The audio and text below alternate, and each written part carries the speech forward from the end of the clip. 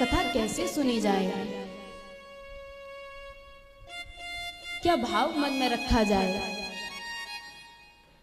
हम कथा सुनते हैं, जैसी स्थिति में बैठे हैं वैसे ही बैठे रहते हैं, चाहे कैसी भी लीला चल रही हो। बाल लीलाएं चल रही हैं, ठाकुर जी चोरी कर रहे हैं, तो भाव मन में आना चाहिए। गजेंद्र का उद्धार किया तो वो भाव मन में आना चाहिए। आगे गोपी विरह आएगा तो वो भाव मन में हो कि सचमुच ठाकुर जी हमें छोड़ कर जा रहे हैं। एक वैश्या थी, तान तरंग नाम की। क्या नाम था? तान तरंग। बड़ा बढ़िया नाटक करती।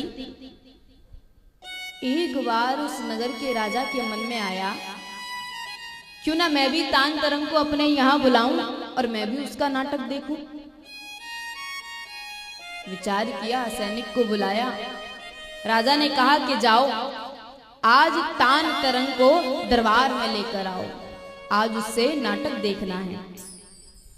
वो वैश्या राजा के दरबार में आई। राजा ने कहा कि कोई ऐसा नाटक दिखाना, ऐसा नाटक दिखाना कि लगे कि हाँ सचमुच है, वो नाटक ना लगे, कोई ऐसा नाटक दिखाओ। और उसने क्या किया, नाटक करना प्रारंभ कर दिया। कौन सी लीला दिखाई? मैयारी में तो चंद्र खिलौना लेना। जैसे कल बताया था ना, श्री ठाकुर जी मचल गए कि चंदा लेंगे, अभय लेंगे, चंदा लाए के दे। उसी प्रकार वो वैश्या भी मचल गई कि चंदा लेंगे, अभय लेंगे। कर तो नाटक रही है।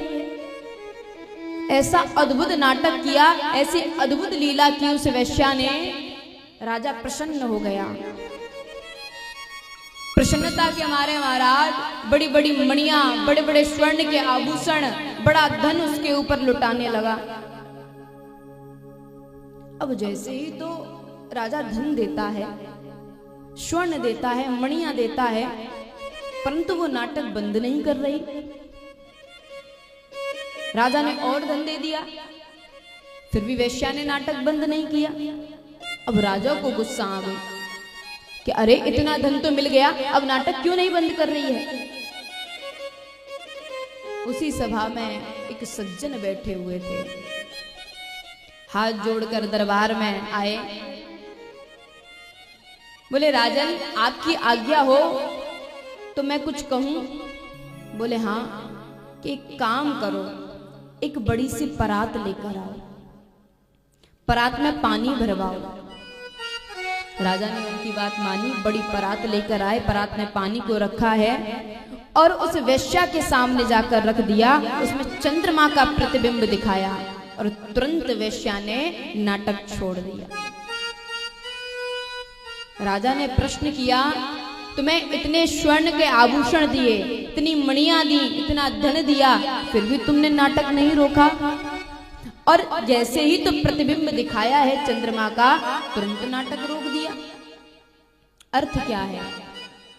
अर्थ ये है कि महाराज, आपको मैं लीला दिखा रही थी, मैयारी में तो चंद्र खिलौना ले हूं, तो कैसे मैं धन पे रीझ जाती, तो कैसे मैं इन स्वर्ण के आभूषणों पे रीझ जाती, कैसे मणियों पे रीझ जाती।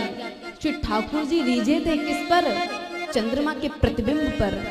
और वो लीला में आपको दिखा रही थी, तो मैं भी किस पर रीझूंगी? चंद्रमा के प्रतिबिंब पर। हम भी नाटक ही तो कर रहे हैं, ये संसारिक नाटक ही तो है। लाइफ क्या है? थिएटर शो देखे हैं? थिएटर शो क्या होता है? उसमें रंगमंच बड़ा सा,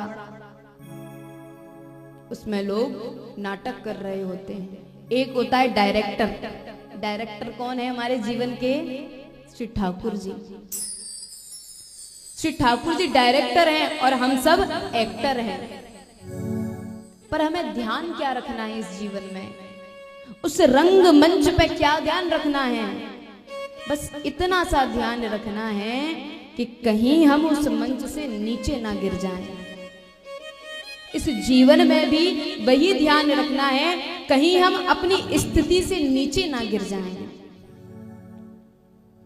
भाव ऐसा रखो कथा में जैसे लीला चल रही है कि हाँ सचमुच।